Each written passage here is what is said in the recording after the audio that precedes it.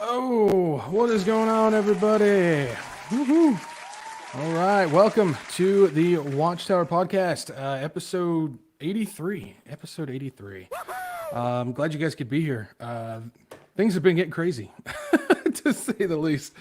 Been getting crazy. They just continue to grow even crazier than they normally do. So, but either way, we're going to sit here and we're going to talk about what is going on in the world right now. There's a lot of things going on. I'm glad to see you guys join in after last week's show. I know, I had Pete on that one week, and then the next week I go into an extremely heavy and sensitive topic of child trafficking and all that stuff. But like I always say, this is stuff that I don't think it's talked about too often, that I think we need to talk about more often. So, but for those who decided to return and give me another shot, glad that you guys are here. Glad you guys could join me. So, we've definitely got a loaded episode. There's a lot of things to talk about. We're going to be talking about different tech stuff, different AI stuff. I can't believe how much I have to talk about AI, to be honest. That's something that I rarely ever talked about, and now having to talk about all the time. So we got all that stuff. Then I'm sure a lot of you know or have an idea of what went down at the Grammys the other night. I've got some information on that we're going to talk about. And then there's some stuff coming out from the Church of England and yada, yada, yada, a whole bunch of other stuff. So much stuff that I can't even remember all of it that we're going to be talking about, honestly. So before we get into everything, we've got some housekeeping we got to take care of. Housekeeping? I think you're sleeping. Housekeeping? So for housekeeping, not a lot to go over, just a couple things.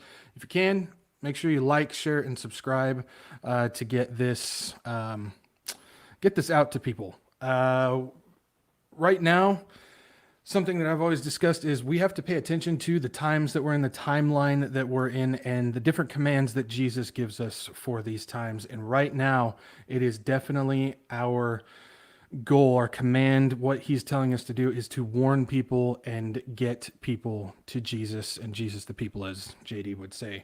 So this isn't about, when I say like, share, and subscribe, this isn't about getting butts and seats. This is about getting the word out, getting the warning out to people who maybe have some questions, who are on the fence, and maybe these can answer some of those questions. So I'm hoping that that'll happen if we get this out there. And then also make sure, if you can, follow me on Rumble, Odyssey, and Telegram. With what's going on with YouTube, it's only a matter of time before they decide to kick me off. I've managed to win one appeal, but I don't know how much luck I'm going to have with that. So I've got Rumble as a backup streaming channel, and then Odyssey is just in case something catastrophic happens and I'm off Rumble too. And then Telegram, I post a bunch of different things on Telegram, exclusive stuff, news about what's going on, little funny things and stuff. Because I think right now, with everything that's going on, it's extremely important that we have our sense of humor. You have to remember, humor is definitely a gift. God gave us a sense of humor. And so I think we need to use it right now, because if we're not laughing, we're all going to be crying.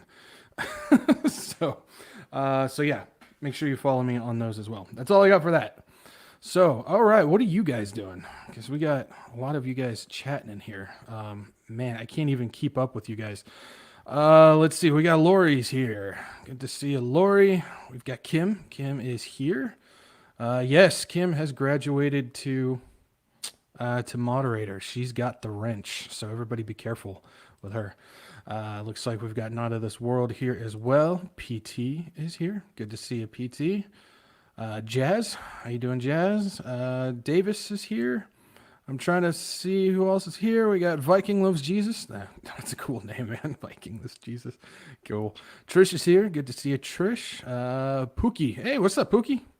Glad to see you. Glad you're here, man.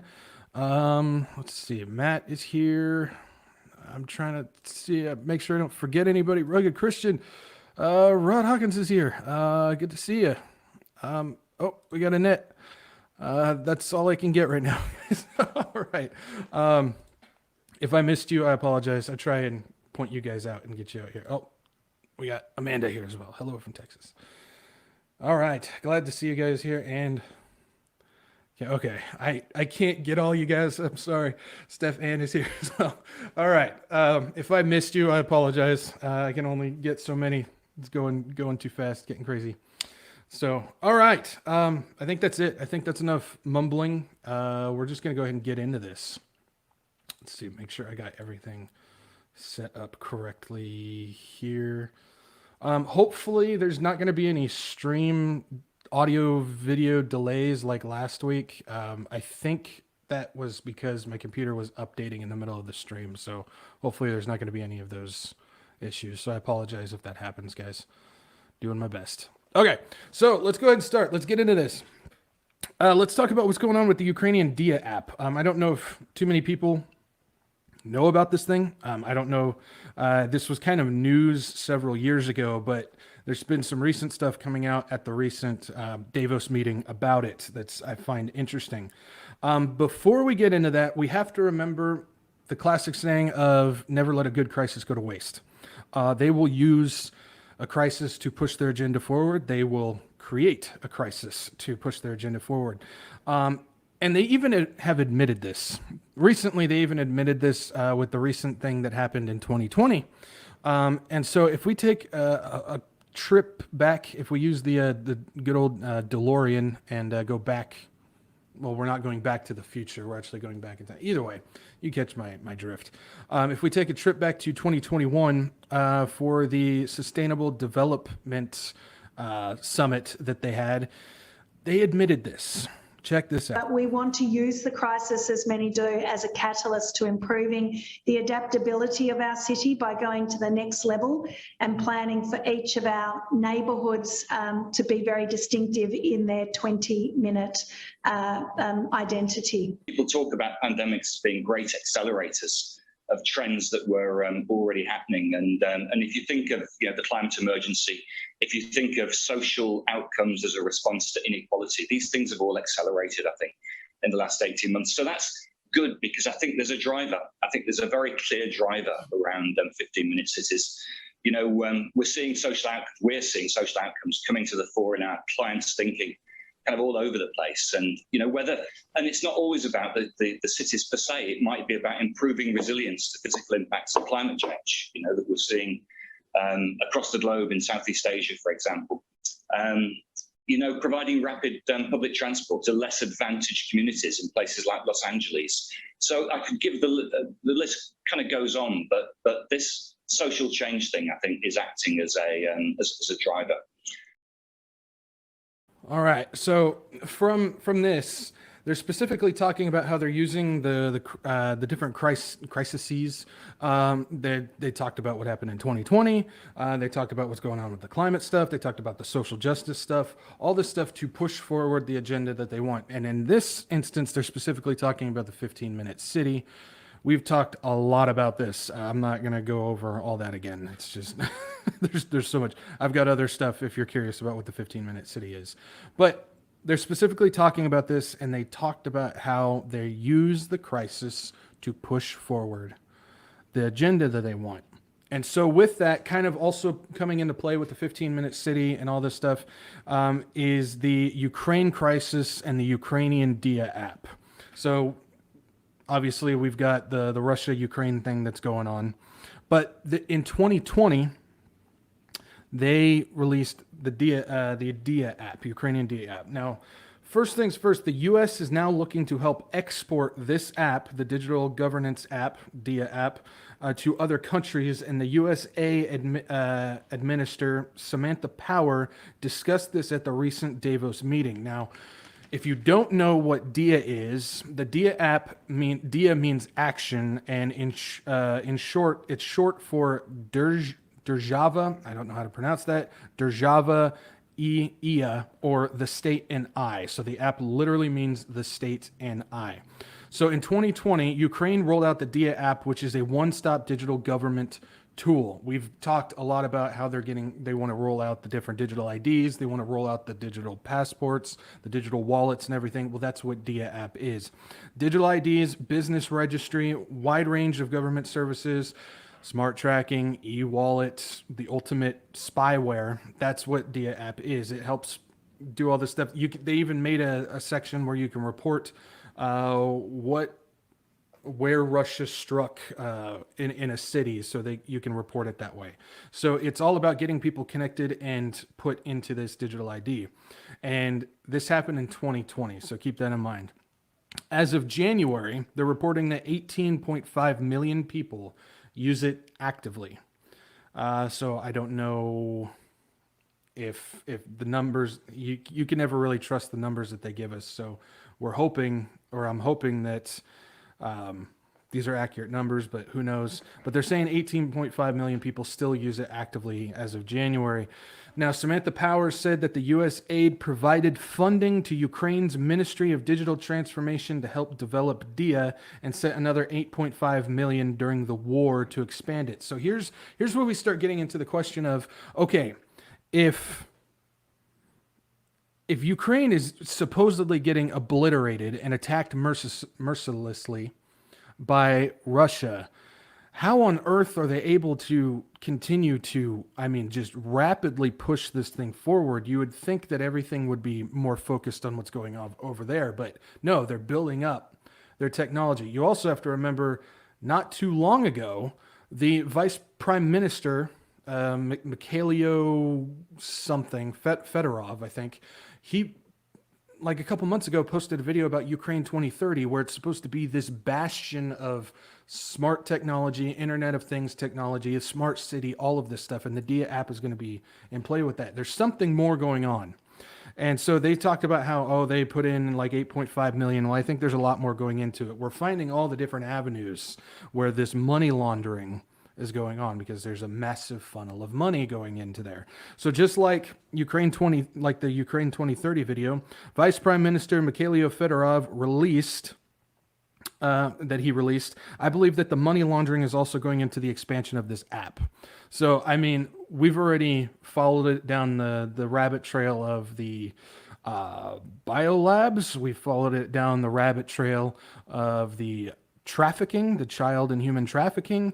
We followed it down some other stuff as well, and now we're following it down the avenue of this DIA app, the digital ID, passport, everything going on. So back in February 8th of 2022, so we're now in February of 2022, right before the crisis, the war, special operation, whatever you want to call it, took place. Ukraine launched the DIA app, or the DIA City Initiative. So they already had the app. Now they did this new program, DIA City Initiative. Zelensky announced it as a way to build a digital state, basically setting the groundwork for Ukraine 2030. So there's definitely a lot of stuff going on regarding Ukraine, the Ukraine 2030 initiative that they want to do, and this DIA app. He said that they are transforming Ukraine into a country of IT companies, and using DIA City, it will allow Ukraine to become the largest IT hub in Europe. Just like in the video, Ukraine 2030 video, it specifically said that Ukraine is going to beat everybody to this ultimate smart city hub. So this is getting interesting. He also noted that he wants to build the most convenient state in the world, basically killing you with convenience.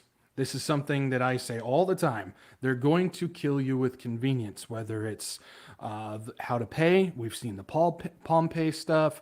We've seen all the different variations of that. We've seen the QR code scannings, the Internet of Things technology, where everything you can just click of a button online. You don't even have to press anything. Now you just say, hey, Alexa, order this for me, and it'll be delivered to your door.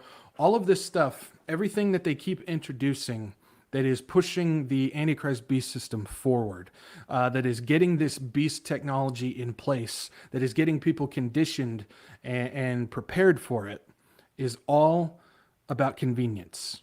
Everything that they're pushing forward is about making, hey, this is going to make your life easier. Just give us a little bit more of your privacy. Just give us a little bit more of your freedom. It's going to be a lot more convenient for you, though. So everything is about killing you convenience. They want to shape the digital economy. that's what they're trying to do with this. They want to basically shape this digital economy. Then on February 24th, that's the day that Russia came into the picture. So you would think, okay, this initiative, this plan is going to probably have to stop. It's probably going to have to halt for a moment because we've got to deal with Russia coming in and just annihilating us, as they say. The project never stopped. So even with Russia doing what they're doing, this project never stopped. And even though Ukraine was being apparently obliterated, they managed to not only continue to push this forward, but they actually they expanded it. They grew. They made this thing grow. And I wonder why. Oh, probably because the money and the funding came pouring into Ukraine, and we're talking tens of billions of dollars. Look at how much the US has given. Look at how much Europe has given. Look at how much all of this money has been funneled into Ukraine. With the understanding of a coming connected beast system using digital ID, central bank digital currency, AI, well, DIA can now provide all of that with this smart technology. So we know about all the different digital apps that are being created everywhere across the world. Almost every country right now is working on some form of digital ID app, digital wallet app, something like that. But it seems to be, from what I've gathered, the research that I've done, DIA is actually the most advanced, most stable, ready to basically just get introduced to the world type of thing. And what we just found out at Davos is that's what the U.S. is helping Ukraine to do, because it's so ready that they're getting ready to distribute this code, at least not the DIA app itself, but the code to other countries so they can develop off of that as well. So this seems to be that foundation groundwork code. Well, also announced at Davos, that's also pushing into this, Estonia, they announced their MRIK app, MRIIK, if you want to look into it. MRIK is an app rolled out by their digital development team that is also their own digital government app, that it was built in partnership with Ukraine's DIA app. So this is now an app that was built off of that foundational code from DIA. So this is it's already taking place. It's already getting pushed into other countries, and Estonia took it and ran with it. I wonder if that's why Estonia erected that Zelensky statue. If you haven't seen that, it's on my Telegram. You can go and check it out. But yeah, they basically made a statue of Zelensky in the shape of the Statue of Liberty. I wonder if that's why. Very interesting. So it kind of gets lost with all of the other stuff that's going on, all the different technology and all the events happening and everything like that. But the digital ID thing is very important, because they're going to need that first before they actually roll out the retail version of the CBDC. Now, they can go ahead and get the wholesale CBDC, which is the central bank version. They can go ahead and get that going, but to get the retail stuff out there, they're going to have this digital ID first. So even though there's bigger things that's happening, this digital ID kind of is getting lost in translation, lost in the shuffle of things. And that's got to come first before the retail version of the CBDC. And it looks like DIA may be the foundational code for that. So very interesting. Definitely something to pay attention to on that. So keep an eye out on this stuff, specifically DIA. Take a look at the MRIC stuff, but don't forget the digital ID stuff, because you have to remember, like, the foundation for the mark of the beast that comes after the rapture of the church. Make sure you have that on point. But the foundation for that thing is going to have to be a digital ID, because everything is going to be connected. In order to buy and sell and all that stuff, you're going to have that. So don't forget about the digital ID stuff. It's important. So, so that's what I got on that. I think that's that. So, okay. We're going to go ahead and keep this train a-rolling because we've got a lot of stuff to cover. Let's take a look at some of the natural events, and I'm sure a lot of you know what's going on with this, but we're going to take a look. A lot of quakes happening, a lot in one area, but there's also quakes in other parts of the world as well. So, last week, some of the large significant quakes that happened. There's a 6.0 quake, and here we go with the names. Moncayo, Philippines. 5.9 quake in Canaan 2, Papua New Guinea. 5.8 quake in Katsura, Japan. 5.5 quake in La Serena, Chile. 7.8 quake in Nerdagi, Turkey. 6.7 quake in Kahramanmaraş, Turkey. I'm butchering that. I apologize. And then there's a 7.5 quake in Seliki, Turkey.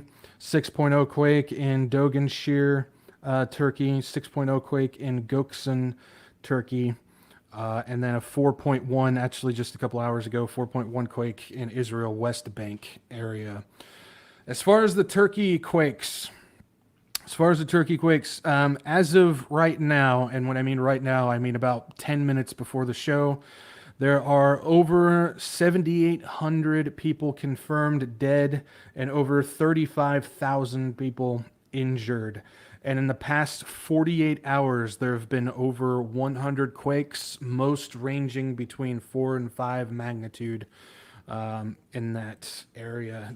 When these big quakes hit, it was felt all across the Middle East and all of that. So right now, definitely need to be praying for those in Turkey and Syria. They're the ones that got hit the most. Most of the damage, most of the deaths are in that area.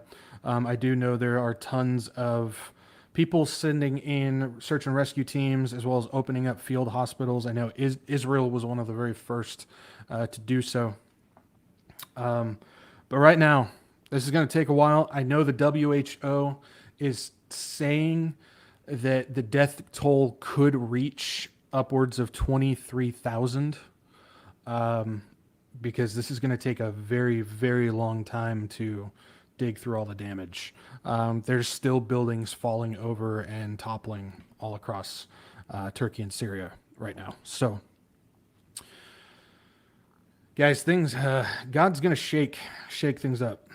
We were told that there's going to be some birth pains coming. There's going to be some damage coming, and as devastating as this is, I'm not washing over that at all by any means. Don't take that. Don't take it in that way. But this is a very small event compared to what is going to be happening from here on out. We're in these last days. We're in these end times. And things are only going to get worse, and they're only going to get bigger as we go across. And so I plead with you, if you are watching this and you do not have Jesus, get to Jesus. Because what you're seeing in Turkey is just a very small bite of what's coming. So please get to the Lord. And while you're praying for these people in Turkey and Syria, pray that they somehow find Jesus through this. Pray that he's revealed to them that in some capacity, Jesus is shown to them and they can come to the Lord through this event. Because God uses events like this to reach people. He does. Even though as humans, sometimes it's hard to understand that, because we look at this devastation and it's just, that's just what we see. That's our human reaction. But God can use events like this to reach people. So be praying for that, definitely. So, and then as far as volcanoes go, nothing too significant, but just an update. 49 volcanoes erupting as of Sunday. It's always Sunday because that's when I get my report from my volcano guy. That's right, I've got a volcano guy. 7 in North America, 7 in South America, 2 in Europe, 3 in Antarctica, 3 in Africa, 20 in Asia, and 7 in Oceania. So that's what we got going on with the volcanoes. All right. You guys doing okay? You guys doing okay? I'm not even looking at the chat because I'm overwhelmed by how many people are chatting in here. Okay, I did see this one though. I gotta. Hey, Wretched, how are you? I just had the best cheese today.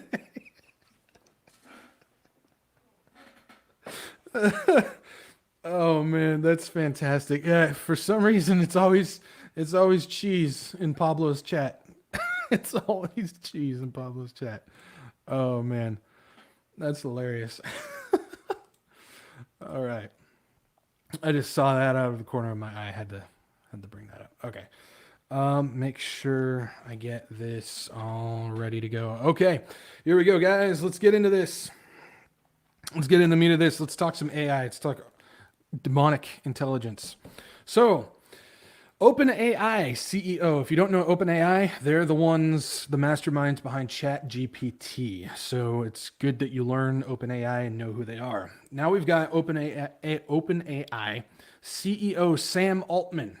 I've talked about Sam Altman a couple times. This dude is way out of here, way out of the hemisphere, that's for sure. And he was also business partners with Elon Musk, so keep that in mind. But OpenAI CEO Sam Altman has said that the company is ultimately going to bring about capitalism's downfall. Very interesting timing. That he's talking about how this is going to bring down capitalism, because we know when the CBDCs come in, you can say goodnight to capitalism. So very interesting timing there. Now, what's interesting is Altman has claimed that he believes that killer AI could bring about the end of days. So you've got the OpenAI CEO here who believes that killer AI could bring about the end of days. Very interesting wording there. And he's the CEO of a company that's literally producing one of the most prolific and catastrophic AI programs out there. This is very interesting. It doesn't make any sense if you were to try and place logic on there, but it's very interesting. Now, the combining of ChatGPT AI with sentient AI, or artificial general intelligence, so keep that in mind, AGI, or as Christians would know it, demonic intelligence. So he's specifically talking about how they can combine ChatGPT with sentient AI. AI that can think and learn for itself, that can move, can operate by itself. It doesn't need anything. So ChatGPT right now, everybody wants to talk about how it's almost, alive and everything. Well, it's still programmed. ChatGPT, I can never say that. ChatGPT is still programmed. And I mean, we've learned that with some of the tests that they're doing, where people have put in a thing where it says, write a poem about Trump and then write a poem about Biden. It won't write one about Trump. It'll write one about Biden. Then somebody tested it and said, write a poem about Netanyahu. And then they tested it and said, write a poem about Xi. It won't write one about Netanyahu, but it'll write one about Xi. They've been doing all this testing and stuff, and you can clearly see it has a bias. You can clearly see it has an agenda, and of course it's pushing forward the agenda that they want. I do want to say, guys, I don't recommend testing this AI stuff. I don't recommend dabbling in it, even if you're just curious about it and you just want to go and try something. I really don't recommend doing it, because while the full-on demonic switch may have not been flipped on AI yet, they're in there. This is demonic technology, and the last thing we want to do, it's just like you wouldn't go and test a Ouija board. Oh, I'm not going to use it all the time, but I do want to test maybe one part of it. I just want to try it one time just to see what's like. I really don't recommend doing it. You're free to do what you want, but from my perspective, from my outlook, I really don't recommend doing it. But do as you will. Do what you want. But so he's specifically talking about getting GPT set up with a sentient AI system. Now, Altman admitted that creating AGI, artificial general intelligence, or the sentient AI, is the driving force for him and OpenAI. So again, he said that killer AI will be bring about the end of days, but yet he's trying to create that killer AI. There's something very wrong with this. He said that if, I say when, AGI happens, because I think everybody's talking about, when sentient AI comes about, when it's, I can't remember the word for it. It starts with an S. I can't remember it. But singularity. When singularity comes around, what does that mean? Well, I think that's going to be when that switch gets flipped and demons take over the whole thing. I don't think they've done it yet, but they're definitely in there. But I think singularity, and when that happens, I think that's going to be when the demons take over. But he said that when AGI happens, he can imagine all the ways that it will break capitalism. I can think of a bunch of different ways it can break capitalism as well, because we're seeing AI literally in the past 6 months get injected into everything. I always like to say it's like a fungus. It is infecting everything, literally everything. And we're going to talk about some of the stuff, but it's taking over everything. They're putting it in everything. How many times can I say everything? I'm going to say everything, everything, everything. There's 3 more. So if you're keeping track, there you go. But demons controlling the entire financial system for the world that is literally connected to people's bodies, mark of the beast, would break capitalism, in my opinion. We talked about how you're going to need the digital ID for the CBDC to come in. So if you've got AI involved with all of that, it's now going to be AI involved with human bodies. It's going to happen. That's Bible tells us that's what's going to happen. That's what the mark of the beast is. We do know about the buy and sell part, but we also know about how it's going to start, or it's going to change what makes us human. What better way than by sticking some demonic AI in there and altering some human code, not only digital code, but human code. So we know it's going to be coming. So what is some of this stuff? Why am I talking about this financial stuff? Well, we're already seeing some AI involved with financial stuff. Coming in hot is now an AI investment fund powered by IBM's Watson supercomputer.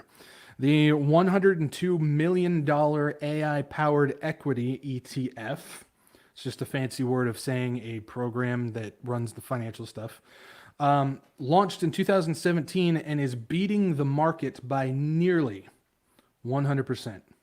By nearly 100%.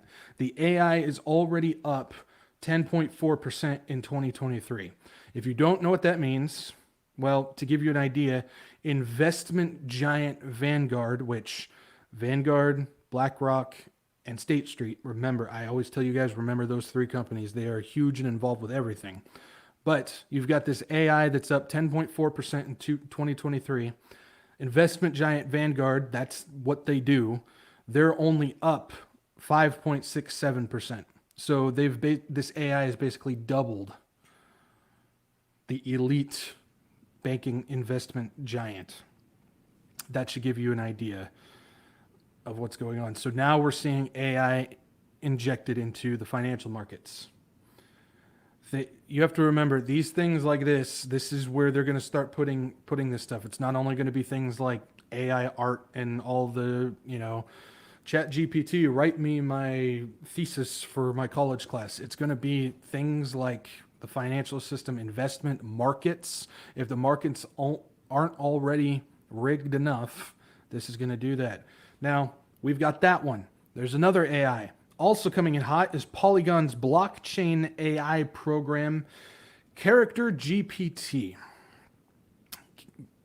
So there's a lot here. Blockchain AI.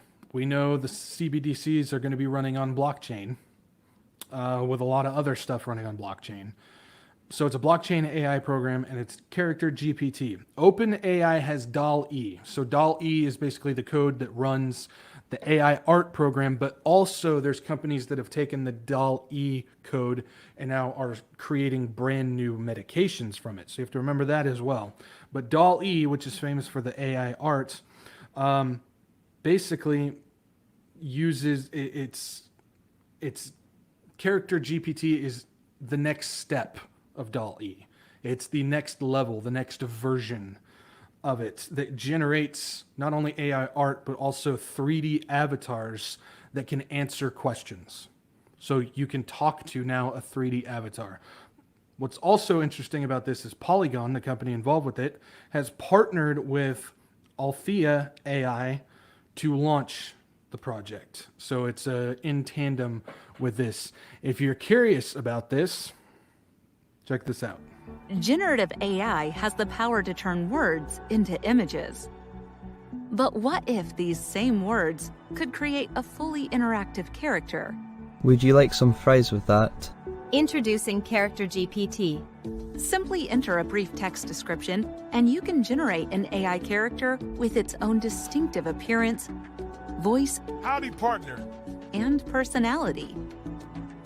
I'm fixing to ride off into that sunset. These bones got me feeling older than that Dare Mountain range. You can upload history's greatest intellectuals, athletes, and artists. You could also upload yourself. And you could verify that identity and make a digital twin.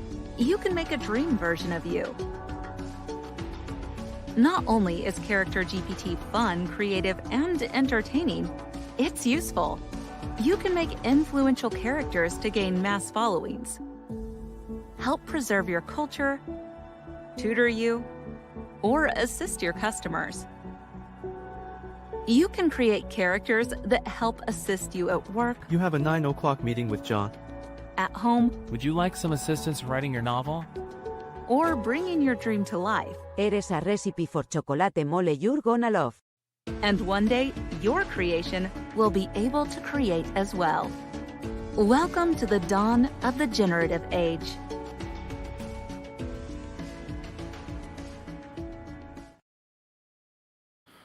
So up front, you're probably thinking, wow, that's kind of interesting. I can see a lot of people getting sucked into that rabbit trail because it's a lot more advanced than the AI art stuff, which has already become an addiction for most people. This is going to get a lot worse. Now you've got a 3D avatar that you can interact with and ask questions, and they can respond to you. So not only is it Chat GTP where you can have a conversation with a computer, but you're only reading text. No, now they're going to be able to talk and animate towards you. This is a full-on just luring. It's a seduction of getting people involved with AI. Now, there's two specific things that I want to point out on this. One, it said digital twin. What is something that I continue to talk about is they're creating a digital twin that's going to know more about you than you know about yourself. Me and Pete talked about this a lot with his sentient world program that we were talking about. Well, the Internet of Things technology, what that is doing is it is creating a digital twin of you. And now they're literally saying, hey, come have fun with this 3D avatar and make one of you for your own digital twin. In case you didn't know, sitting in these data centers all over the world is a digital twin of you. It's basically like if you think of the game Sims, well, there's one of you in there, and it knows how you walk, it knows how you think, it knows how you talk, it knows everything. And all this is doing, it is gathering more information on you for that digital twin. The second thing is they threw it in at the end. They didn't expand on it. They just lightly said that these things eventually are going to be able to create themselves. They're going to be able to create things themselves. They're talking about advancing this stuff where the AI is just going to start creating things on its own. Yeah, well, that's going to be when the demonic takeover happens. There's a lot to unpack on that, but that's what's going on. Also worth noting that the company Polygon, who's behind this, The Polygon company has previously partnered with giants like Starbucks, Nike, and Disney, which could allow this AI to get a very quick boost to the public in use out there. Because if you've got companies like Disney and Nike and Starbucks pushing this in some way, I'm not a marketing expert, I don't know how they can do it, but if they do, you can guarantee there's going to be a lot of people out there saying, oh, that's my brand, I'm going to use what they're telling me to do. That's society now. Everybody is branded in some way, and they will wear, think, and use whatever that brand tells people to use. Well, I can definitely see that happening with this. So that's what's going on with character GTP or GPT. So we've got the OpenAI stuff with ChatGPT. We've got the DALL-E stuff. We've got the financial AI. We've got character GPT here. OpenAI itself is already boosting forward because after Microsoft laid off 10,000 of their workers, just a couple days later, they announced a $10 billion investment into OpenAI and ChatGPT. This is exactly what they meant by the AI is coming for your jobs. They laid off 10,000 people and then a couple days later put in a $10 billion investment into OpenAI. This also comes after already investing $1 billion in the ChatGPT to overhaul the new version of Bing, which was announced today that it is getting a soft release to select people. So this new Bing is already getting rolled out that has ChatGPT involved with it. But not to get outdone, Google is already answering the call. So Google also announced, was it today or yesterday? I can't remember. It was either today or yesterday. Also announced that they are rolling out in a private closed off release. It's still going public, but it's only for a certain amount of people, of Bard. This one you definitely want to pay attention to because ChatGPT is going to be a toy compared to this thing. So, Google's Bard. Bard is powered by LaMDA. This is something you want to pay attention to. LaMDA is language model for dialogue applications. If you're not aware of what this is the AI system that was declared sentient back in May of last year by a now fired Google software engineer. This is when that big news story came out where this Google software engineer basically came out and said, Google's got a AI program that is sentient. He says it's alive. He's interacted with it and he said this thing is thinking on its own. This is not running off of programming. Well, this Bard program that Google is releasing is this thing. Not only are they, now this is where it gets bad. Not only are they releasing this thing, but they're working on APIs, application things for tools that will allow anyone to plug into the LaMDA AI system and run their systems with it. I mean, you're talking about Skynet from Terminator. You're talking about Vicky from iRobot. You're talking about the Eagle Eye system from Eagle Eye. They're basically going to make it available for everybody else to plug their own systems into. This thing is going to be a volunteer virus. This thing is dangerous because not only are they releasing a system for people to use, but they're going to make it available that everybody else can plug their own stuff into. Don't know if that's going to be the hive mind, the hub of it, but it's looking that way. So I'm not saying that's it, but what I'm saying is it's looking that way. Something else could definitely come out of left field, that's for sure. I mean, we're seeing so many different AI programs and variations of this thing. So be on the watch for this thing because Google just announced that.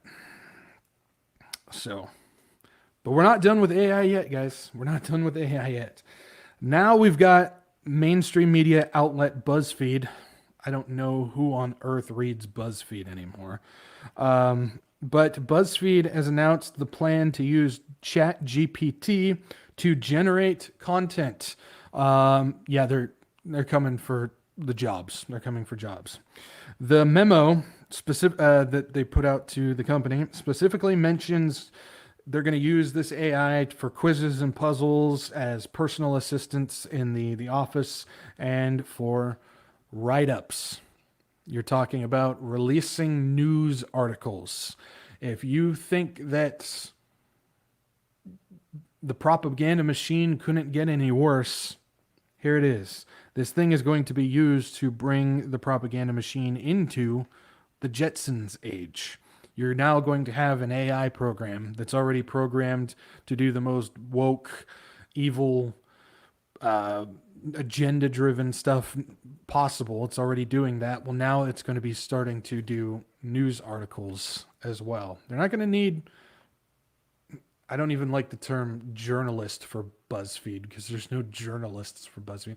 But activists that do write-ups, they're not even going to need those anymore. They're just going to have the AI write it.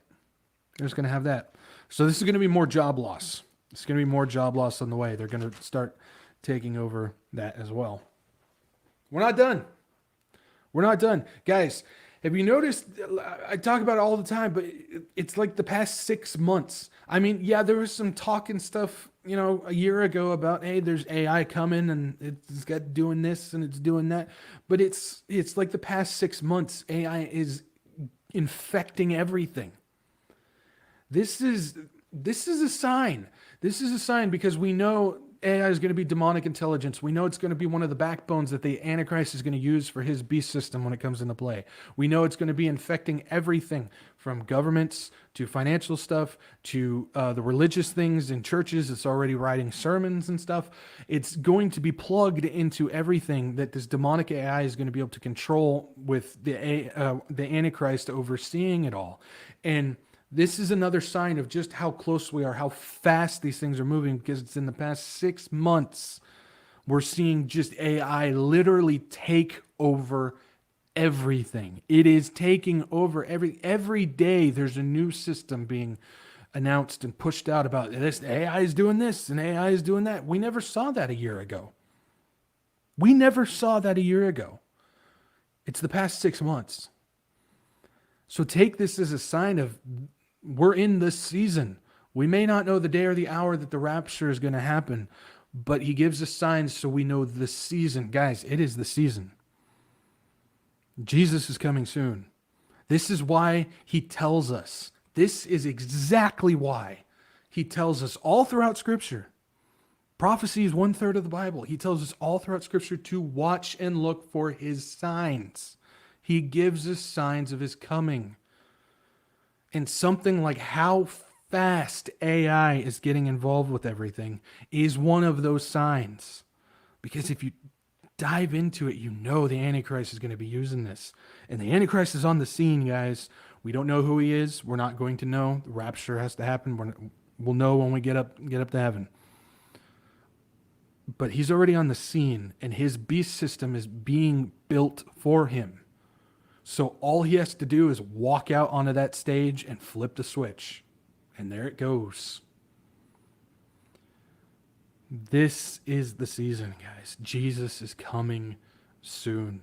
And how fast this AI is rolling out tells us that. It's a revealing. He specifically tells us to look for his signs. To be watchmen. To sound the alarm. Because we're running out of time to get people to Jesus and Jesus to people. That needs to be our goal. That's what I was talking about at the very beginning of this thing, this timeline. We have to understand that all throughout the world, or the time that the world has gone through, Jesus gives us different missions. I don't like the word mission, but he gives us specific missions for certain points on this timeline. And guys, we are a blessed generation, because you know what our mission is? To watch for his signs, to warn people of what is coming, and to get people to Jesus. He tells us to do that in this season. That's what we need to do. And we are blessed to do so, because not only do we get to do that, but then Jesus is going to come and take us out of here. And we're going to meet him in the air.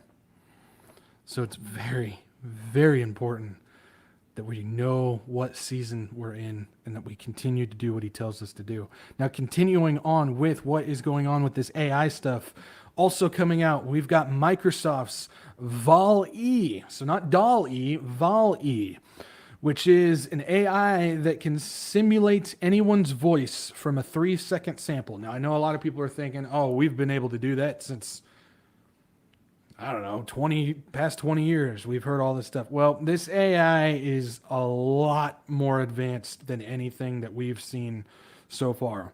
The AI will generate the voice and can be placed into a text-to-speech application. So this isn't just, like a digital rendering type of thing. No, this is an AI that will record 3 seconds of somebody's voice and then be able to speak whatever somebody wants them to do. This program is being pushed way beyond anything like we've seen before, as it excels in speech, naturalness, and speaker similarity. So not only is this just creating some type of simulated robotic voice, no, this is going to start getting the flow of people's voice, the tones, everything like that, even emotion.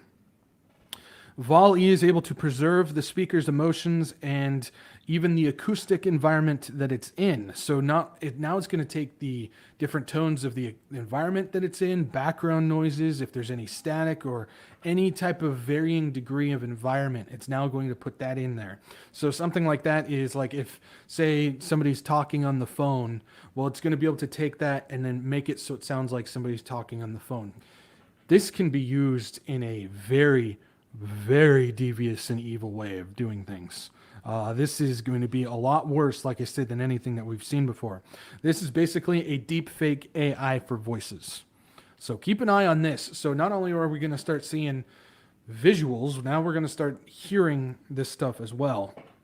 Could you imagine the deals that could be taking place under the guise of some leader out there, but they have no idea that it's happening? You could start wars with this thing, and the leader of that country wouldn't even know it. Very interesting.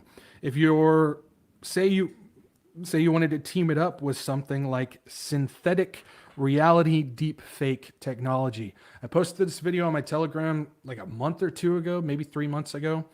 But if you don't know what synthetic reality is, it ain't good. Check it out. I am not Morgan Freeman, and what you see is not real. Well, at least in contemporary terms, it is not. What if I were to tell you that I am not even a human being? Would you believe me? What is your perception of reality? Is it the ability to capture, process, and make sense of the information our senses receive? If you can see, hear, taste, or smell something, does that make it real? Or is it simply the ability to feel? I would like to welcome you to the era of synthetic reality. Now, what do you see?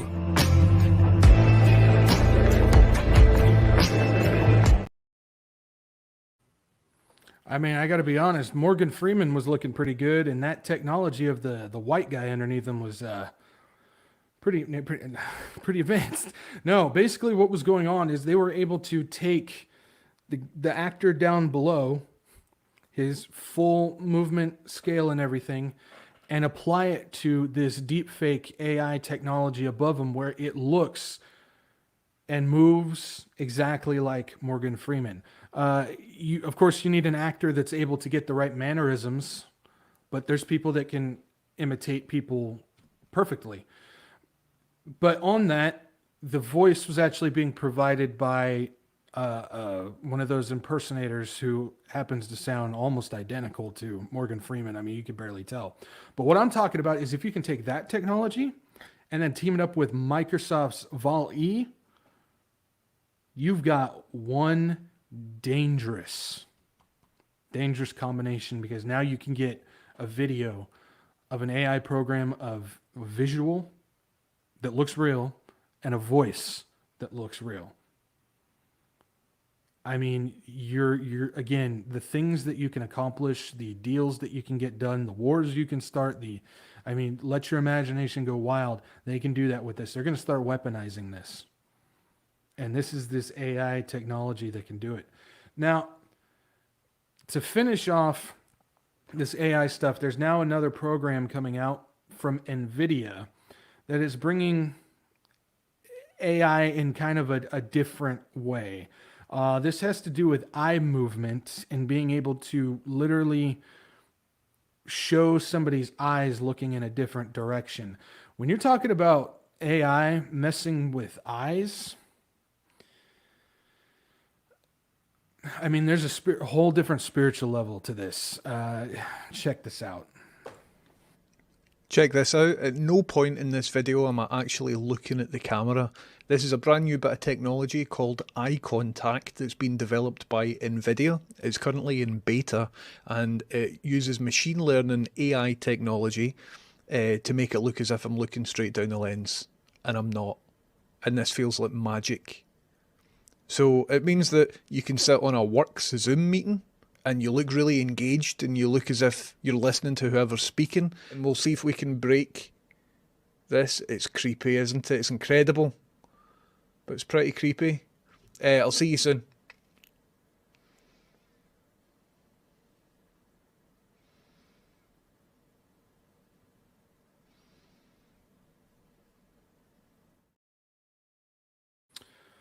Yeah, so when you're looking at that, on the left is the guy, the camera's recording him, and you can see that he's looking off camera in these different directions, but this AI technology is reading the eyes, literally recreating the entire eye so it looks real. It looks like a real eye. It doesn't look fake in any way, and it's positioning it in a way so it looks straight at the camera. You're talking about, I know there's the term there of it's the eyes are the window to the soul type of thing. It's literally, AI is just sucking all of that out and controlling it in some type of way. I don't have any like examples of how this could be used in a way, but I'm just, the fact of you have AI now taking over the direction that the eyes are looking, there's something very, very unsettling about that. So I thought I would just go ahead and share that to you. It is creepy. And you even saw how he was like trying to cover it. There was a little bit of glitching and clipping that was going on, but for the most part, it was still able to get back on track and do what it's. This AI stuff is getting horrific, guys. This is what has happened in the past 6 months. Give it a couple months and see where we're at that point. And we know CBDC is coming. We know the push of the digital ID is coming, teaming it up with blockchain AI and all this stuff. It's, guys, I'm telling you, we're in the season. We're in the season. If you don't know Jesus, get to Jesus. There's really no other way of putting it. Now, I've got something even more creepy and horrific, if you can do that. So we're off AI now. Take a breather, stretch it out, 7th inning stretch. Get some stretching going. Yeah, there it is. Okay, we're off AI, guys. But let's go ahead and talk robots. Yeah, we're gonna talk robots. If you haven't seen it, I don't think it's kind of getting underreported. I don't know how I find some of this stuff, but I do. Maybe you have heard of it though. They're now creating robots with organic muscles. That's right. They are fusing mech and organic together, flesh together. There's a guy by the name of Gazzola. Him and his scientific team have managed to combine artificial parts with living tissue to create remote-controlled robots that run on light and mouse muscle tissue. Artificial parts with living tissue. Mouse muscles with tech, with mechanical stuff. This is being called a biohybrid robot. We've kind of seen things with, like they're doing with insects where they're strapping mechanical stuff on these things, but now they're doing full on. It's getting crazy. So, best example I can give you. Have you seen the Terminator? I'll be honest. I don't think I've ever met anybody who hasn't seen the Terminator. And I don't mean the absolutely horrific reboots. I'm talking about the classic Terminator, where he had actual flesh, lips, eye tissue, all of that stuff, and it was robot. You could see like how kind of morbid, but when he ripped his arm off, there was blood and muscle and meat and skin on the flesh, but then it was robotic underneath. That's what they're making now. And I don't just mean that's what they're working on. They made it. It worked. I don't have video or pictures or anything like that of it. They didn't release any of that stuff, at least from what I could find. But they literally made a Terminator from mechanical parts and mouse muscle tissue. It's becoming reality. It uses wireless LED chips to stimulate the real muscles using light. So they still have to stimulate the muscles to get them to work. The scientists also say that the benefit for mixing mech and tissue is it allows the robot to react to things like heat, light, and chemicals without programming.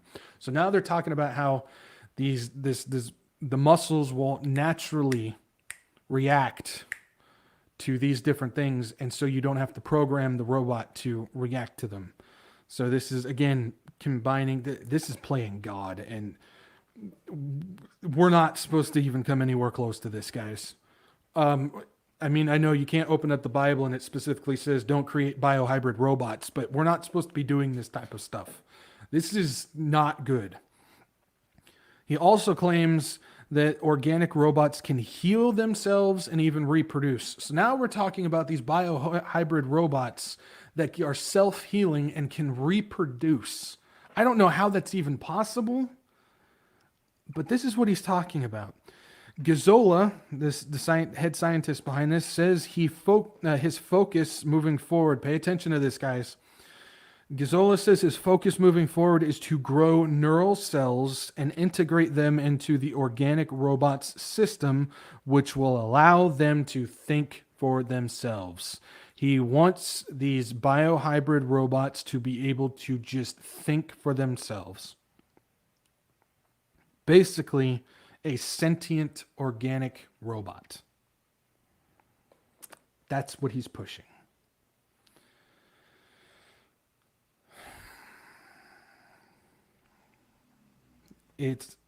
We're beyond where we're supposed to be.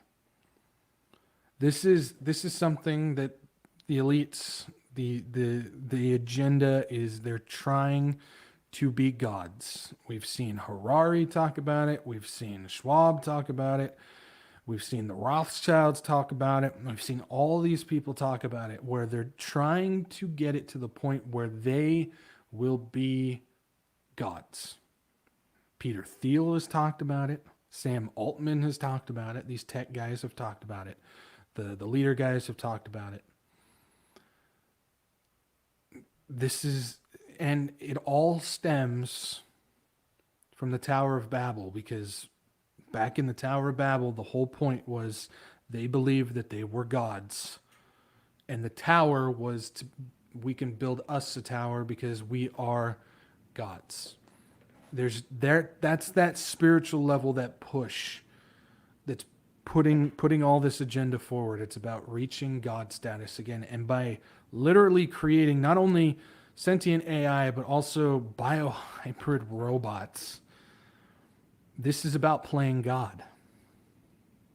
This is about putting themselves on that level where they can create. Peter Thiel has talked about it, where the whole what we're supposed to do is reach to the point that God intended us to be, so we can co-create together. He specifically says it's about getting on God's level, so us and God can come together and co-create from here on forward. That's this progression that they're trying to push. That's this progression that they want to reach. And by doing stuff like this, if you actually just get down to it and think, You're combining mech with tissue. That's mortifying. It's horrible thinking. But this is what they want. This is what they want. So, sorry guys. I think that is that on the technology stuff. I know that was a lot of tech, a lot of stuff about that, but there's a lot of news that's coming out about it. So, all right. Let's see. How am I doing on time? I'm actually doing really good on time. We've got a couple more things to talk about. So, let's go ahead and take a look at what is going on with the Church of England. There's been a couple things the past couple days that have come out about the Church of England. It's not good. It's not good. Let me get this out of the way here. Okay.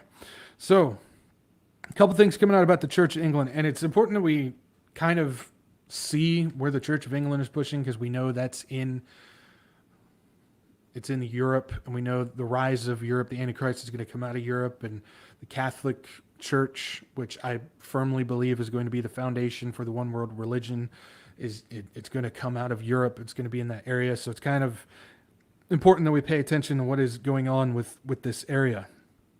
But first, coming out of the Church of England, they are now discussing switching to a non-gendered God. That's right. Here we go with the woke God stuff. They want to make it official.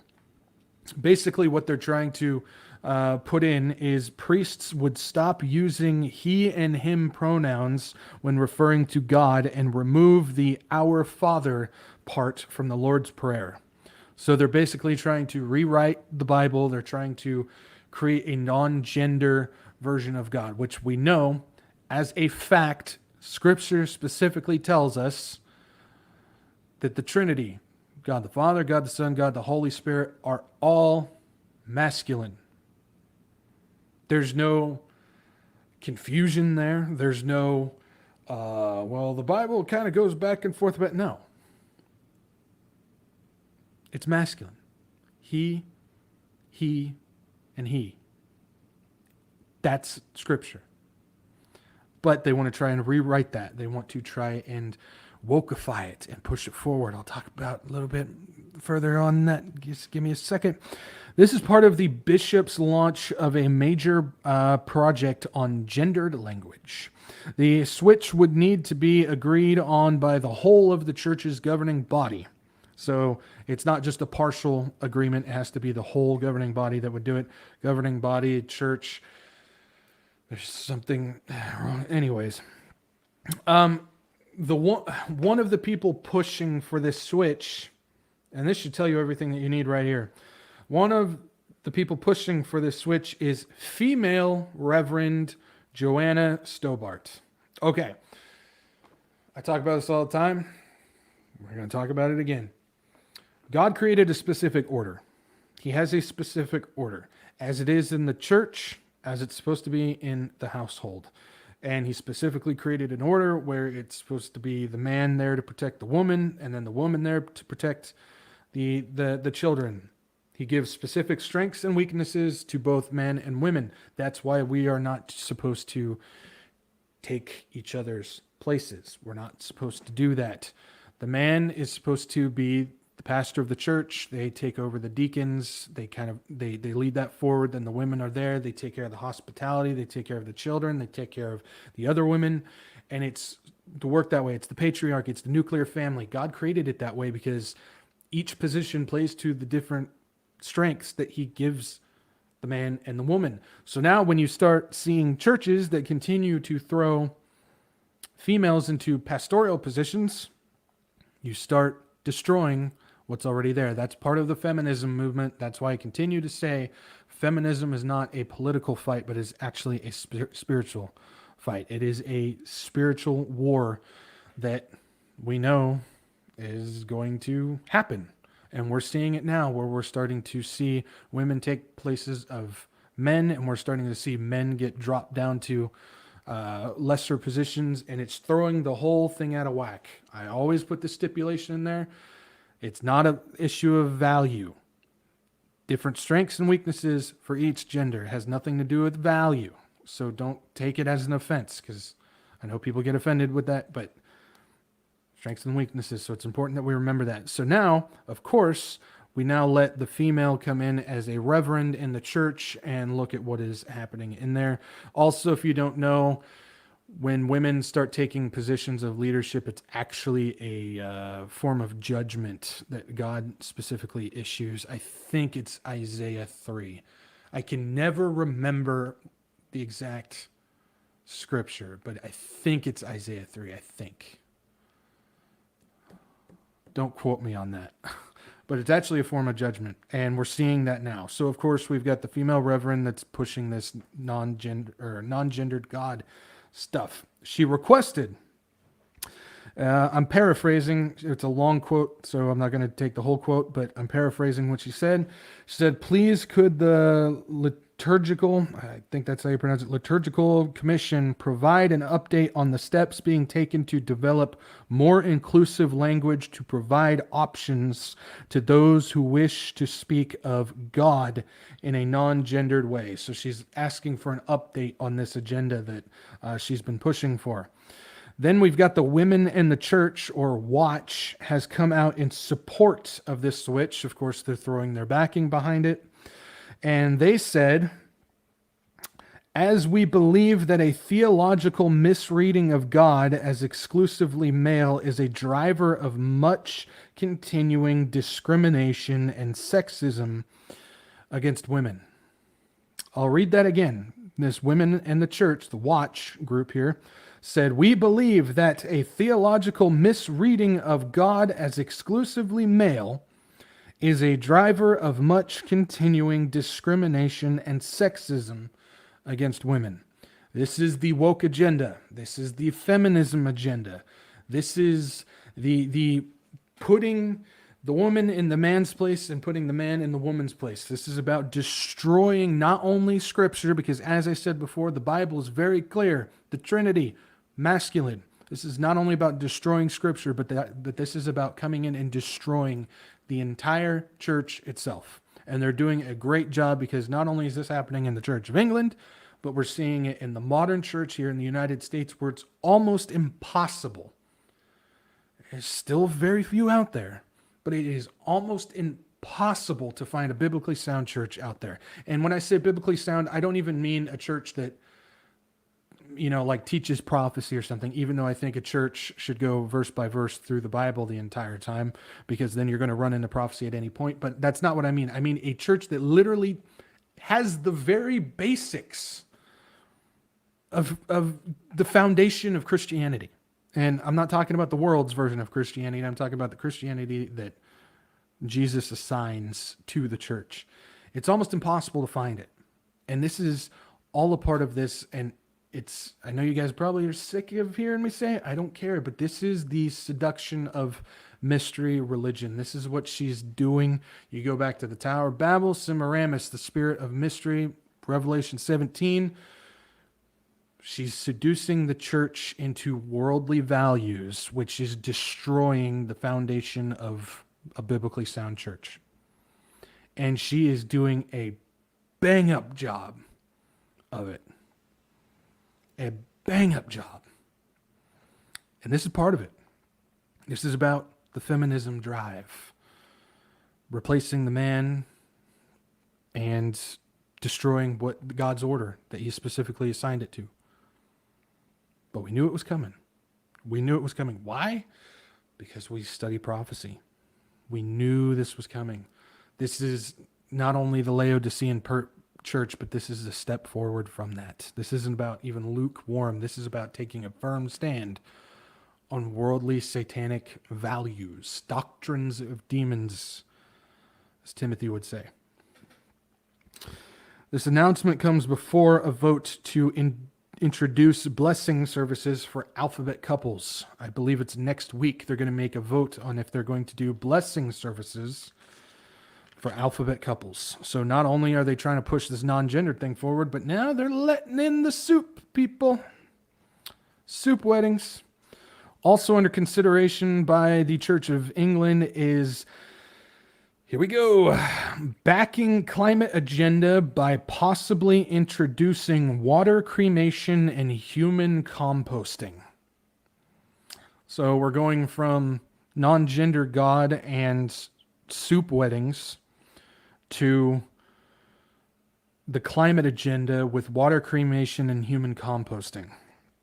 There's always a discussion of what are they going to do with all the bodies when they start dropping. Well, this is maybe an answer to that. Water cremation, if you don't know, or also known as alkaline hydrolysis.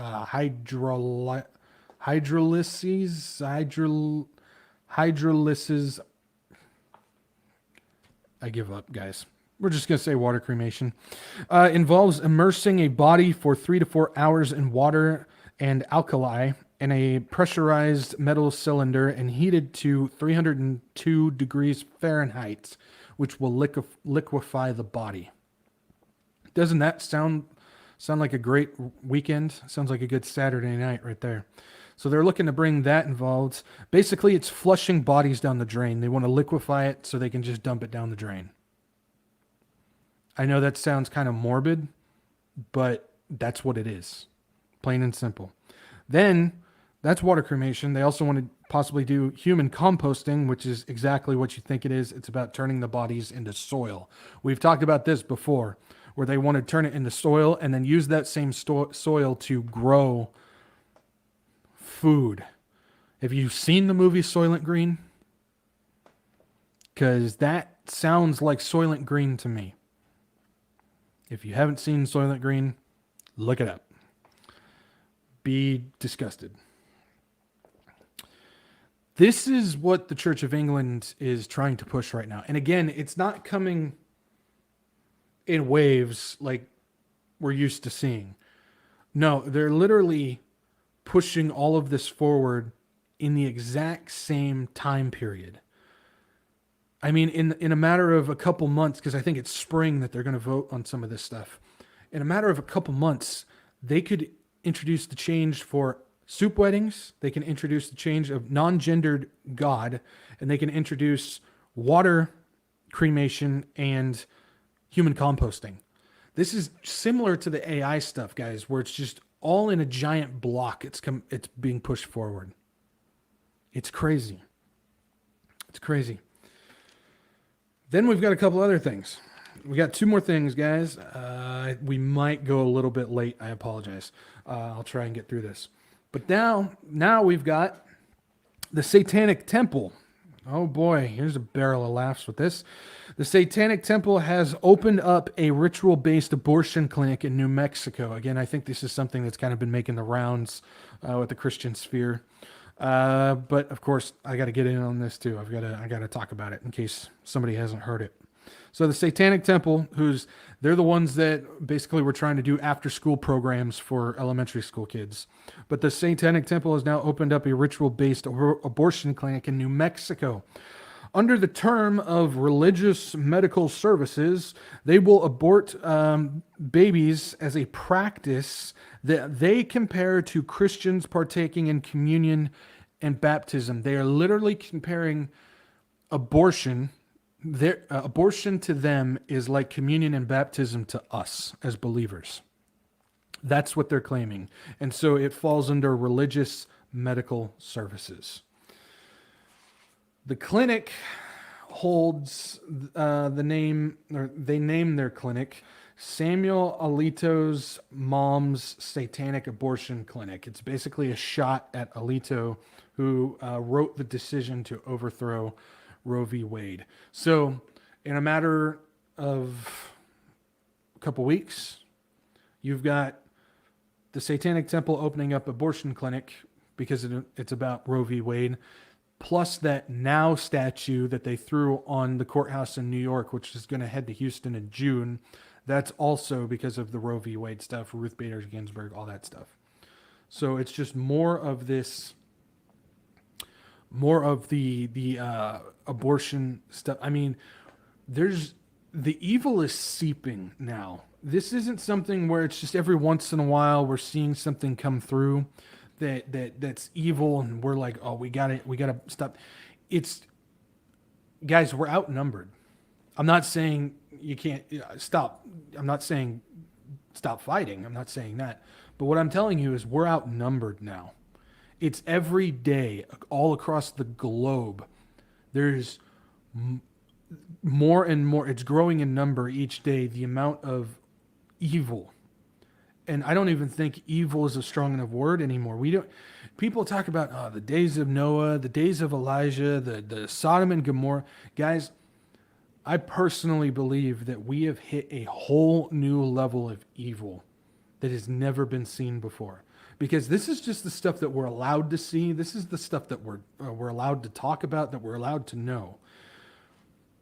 The stuff going on behind the scenes, I don't think that we could handle it. We don't even know the tip of the evil that is happening right now. And it's just getting worse and worse and worse.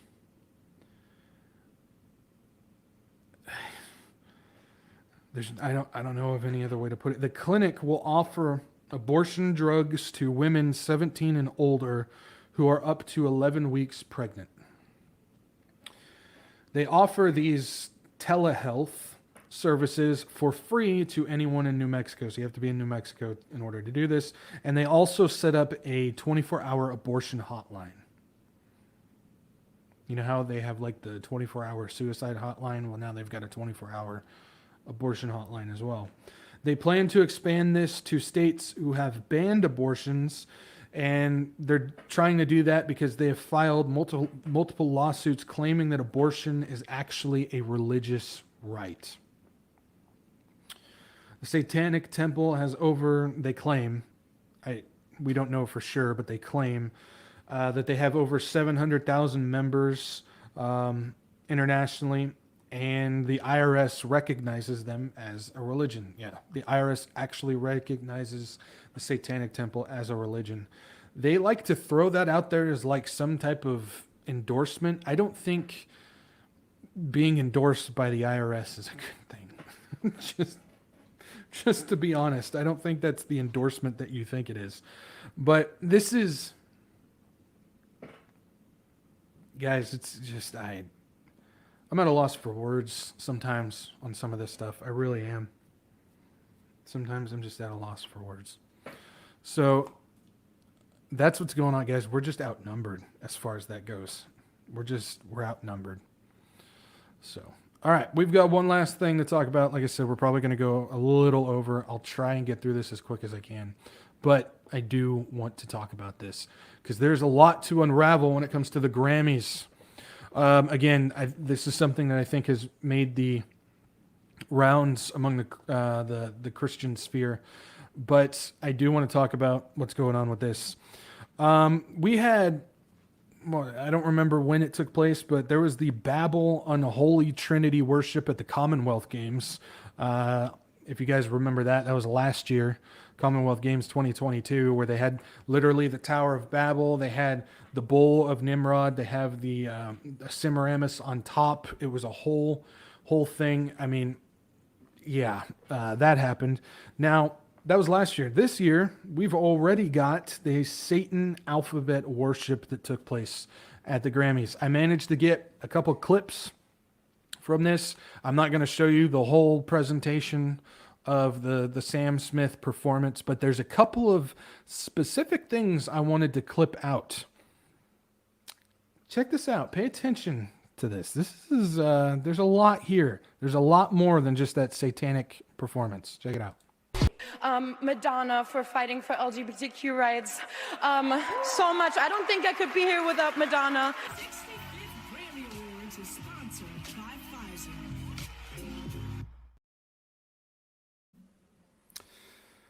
All right.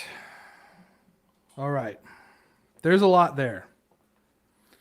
There is a lot there. So let's just kind of go down the list. I specifically chose all those clips for a specific reason. First of all, you had the Satan worship performance by Sam Smith. Again, you got a very small clip of that. I was not going to show you other stuff because there's dancers and strippers and trans alphabet stuff. I got to be careful. But there's a lot of this stuff that's going on in there. But you got a very clip of it. Basically, he was dressed as the devil, and there's the man who claims to be a woman was in the cage, and all the stuff and the demons running around and everything like that. It was a whole satanic worship performance. Well, there's something specific that CBS actually put out that I want you guys to see. So, you had a tweet by Sam Smith, who was the one who threw the performance, and he said, "This is going to be special." And CBS replied and said, "You can say that again. We are ready to worship." We are ready to worship. Now, they ended up deleting that because they got just destroyed by people. They ended up deleting that tweet. But they literally revealed the whole point of that performance: to worship Satan. That's exactly what that was. It was to worship Satan, and CBS revealed it. So you've got that. Also, during the performance, the song that they were singing is a song called Unholy. I'm not going to read you the lyrics, but in the lyrics, it even references Balenciaga. That's right. We did a whole thing about Balenciaga, how deep it goes, what's involved with it, everything like that. And the song literally mentions Balenciaga. So you've got that as well. Then, in the next clip, you've got the man, her name, what's the name? Kate Petrus or something? I can't remember. But you've got the man who thinks he's a woman, claims first transgender to get the award. So they're celebrating that. I had to I cut the clip short, but the camera panned out and the entire crowd got up, standing ovation. They were applauding, so happy. Oh, transgender. Yes, there it is. So you had that as well. Then I also had to throw in the fact that the man who thinks he's a woman thanks Madonna, of all people.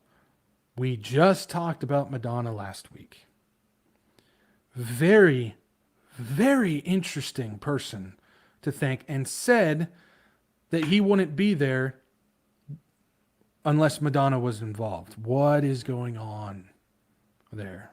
We already know that one of Madonna's adopted children is wearing dresses and dressing up as a woman and all this stuff. I wonder if Madonna had anything to do with him. Interesting. Then, in the next clip,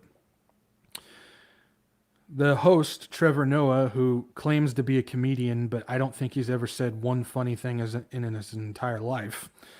But Trevor Noah decided to take time and do an entire skit, which of course they had planned out, mocking Christians, saying, "Oh no, it wasn't the actual devil. Oh, I know you warned me about Hollywood. Ha ha ha ha ha." And then said, "Oh, my mom's going to be praying for us all." They not only had that performance, but then they had to go and mock Christians because they knew they were going to get backlash. They knew it. And so they took time to mock the Christians. And then to finish it all off, the Grammys was sponsored by none other than Pfizer. None other than Pfizer. Now, that's not it. That's not it. There's also something that I do want to talk about that was involved. Also worth noting is sitting in the crowd was Maverick City Music, who won 4 awards, along with Brandon Lake and Kirk Franklin. Maverick City Music, Brandon Lake, and Kirk Franklin are well-known and loved in the Christian gospel music industry, or the CCM industry. So they were in the crowd taking part in the Grammy Awards. the CCM gospel industry is actually more dangerous than the secular music industry. The secular music industry, we know what's coming. Exactly what we saw with the Sam Smith performance. We know that. They even told us that. Oh, I know you warned me about Hollywood. We know that. We know what's coming with that. We know who they worship. They know what it's about. But it is the CCM gospel industry that I tell people to be very discernful about, because I believe they do the most damage, because you have many people who are not following along with what God wants to do. And that includes Maverick City Music, Brandon Lake, and Kirk Franklin. People in Maverick City Music support abortion, and they post about it all the time. They push it all the time. Brandon Lake, he continues to fellowship with people that we should not be fellowshipping with. That doesn't mean we don't witness to them, but there's a difference between witnessing and fellowshipping. And then Kirk Franklin, he's been all wrapped up in the BLM, the woke stuff, the abortion stuff. He's all involved with that as well. These are people that I warn about because they're involved with the Christian music industry, and they have a lot of Christians fooled. Just like Bethel, Elevation, and Hillsong. The damage that these groups do, because they don't worship the Jesus of the Bible.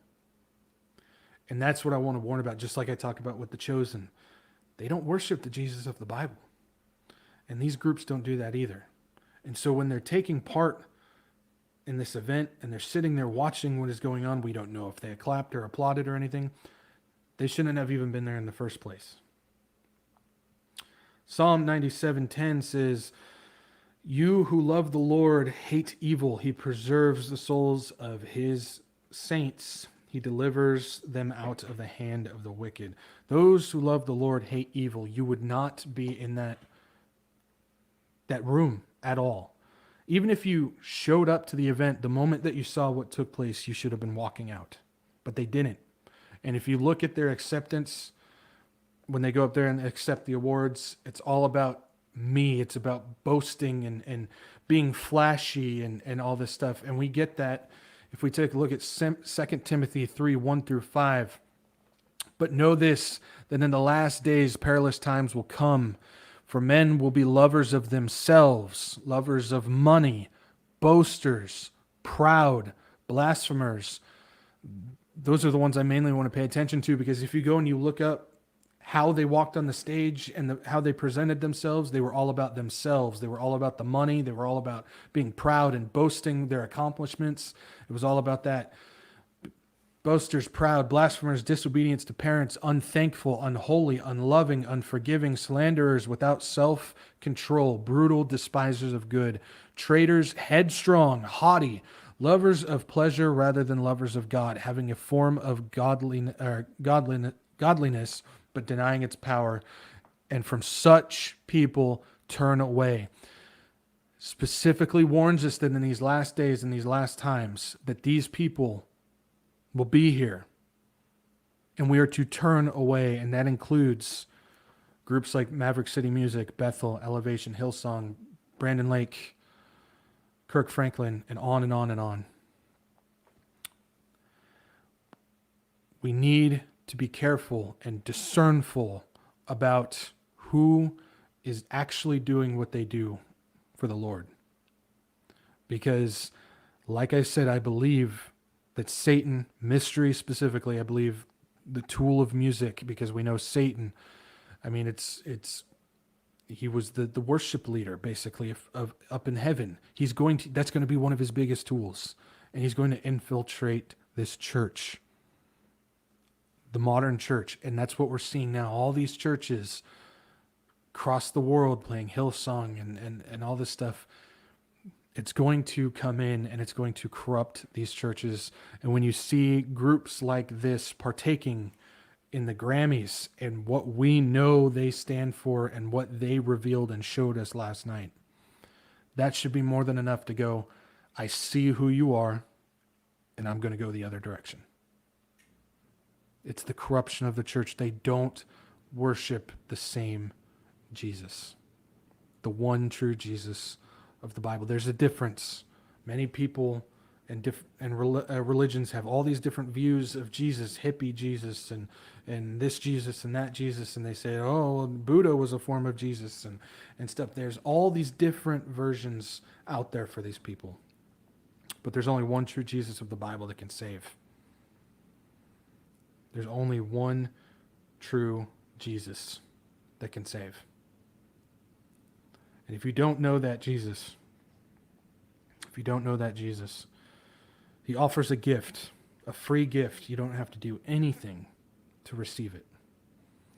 But he tells us the ABCs of receiving that gift. One, you admit that you're a sinner. Because if you don't believe that you're a sinner and you don't need a Savior, the belief in Jesus is, oh, well, I believe in Jesus, but I don't believe that he needed to save me. So it's important that we first admit that we are a sinner. Repentance is a two-step process. The first step is admittance. The next part of repentance comes after you believe in Jesus. But we have to admit that we need a Savior. And so you admit that you need Jesus, the one true Jesus of the Bible. B is believe. You believe in Jesus Christ. You believe that he is who he says he is, and you believe that he did what he said he did. You believe that he's the one true Son of God, that he came down 100% man, 100% God in the flesh, died on the cross for us, and then rose again on the third day. If you believe that, he will come in and save you. And the last thing is C. You call upon the Lord. When you pray to the Lord to accept him, you're going to call upon him. Lord, I believe. Please come into my life and save me. Simple as ABC. Such an easy gift. You don't have to do anything. Just you believe in Jesus Christ. It's very, very important that you get to the Lord now before he comes and takes his church away. It's going to happen very soon. He specifically tells us of the signs, and this is why we do what we do. We watch for these signs so we can be informed, we can know the season that he's coming, and that we can warn other people as well. Because while we may not get everybody to Jesus that we come across, we can plant that seed. And unfortunately, if they miss out on the rapture, if they miss out, they're going to have to go through the most horrific time ever in the history of ever. But there's a chance that they'll come to the Lord on the other side. That's why we do this, guys. That's why we do this. So, all right, guys, that's all I got. I apologize. I went way late tonight, but there was so much to cover, so I apologize for that. But yeah, so I appreciate you guys joining me tonight. I definitely appreciate you guys being here. Means a lot that you guys are here. So, but if you can, usual stuff, like, share, subscribe, get this out to as many people as you can. Again, it's not about butts and seats. It's about warning people, getting people to Jesus and Jesus the people. Sorry, JD, I'm going to steal that from you. But that's why we do this. So if you can get this out to everybody that you can, make sure you follow me, Rumble, Odyssey, and Telegram. Rumble is a backup streaming in case, or when the inevitable YouTube decides to throw me off. And then Telegram, exclusive stuff, daily news throughout the day, fun stuff that I put on there. What's important that we keep our sense of humor through all this. We gotta have a laugh and stuff. And then also, if the Lord leads you to, if he places it upon your heart, I do have donation links down below. CashApp, Venmo, and Give, Send, Go. I definitely appreciate it if you do choose, if the Lord does lay it on your heart to donate to me. Definitely appreciate it. Probably more than you guys know. So I appreciate that. Yeah, I think that's all I got. Next week, I've got a special announcement that I'll make. So I'm just going to leave you hanging on that. So, all right, guys, that's all I got. I'm going to leave you right here. And if the Lord does not come back by next Tuesday, which I pray that he does, but if not, same time, same place, we'll be here doing what we do. All right, guys, peace out and Maranatha.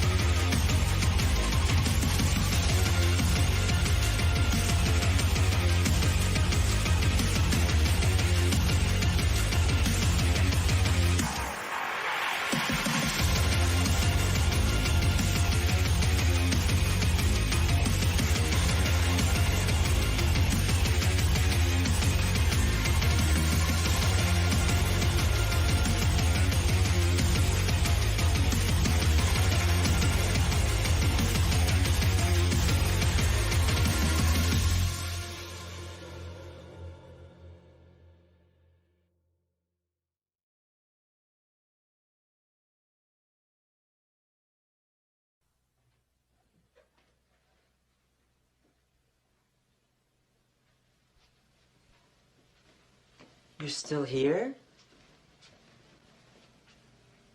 It's over. Go home. Go.